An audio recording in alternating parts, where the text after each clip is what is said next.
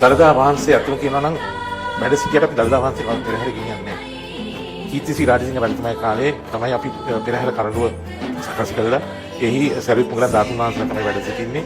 ඒක තමයි පෙරහැර කරඬුව හැටියට පෙරහැර ගමන් කරන්නේ. නමුත් දළදා වහන්සේ පෙරහැරේ අපි ගමන් කරන්නේ නැහැ. නමුත් දළදා වහන්සේ වැඩ සිටින දළදා මාලිගාවේ කරඬු 7ක් ඇතුලේ. ඉතින් අපි අද වැත පුදා ගන්න මේ මහා කරඬුවේ යතුරු තියෙන්නේ මම ළඟ ඊළඟ කරඬුවේ 7ක් ඇතුලේ තමයි දළදා වහන්සේ වැඩ ඉන්නේ.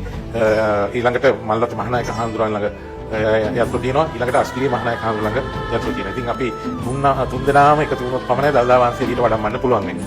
ඉතින් දළදා කරඬුව ඇතුලේ අපේ ඉතා වටිනා දේවල් තියෙනවා. දළදා වහන්සේ හේමාලා දන්ත කුමාරයා දළදා වහන්සේ රැගෙන ආපු කොණ්ඩපුර දළදා වහන්සේත් එක්කම මේ වැඩ ඉන්නවා ඒ කරඬු 7 ඇතුලේ.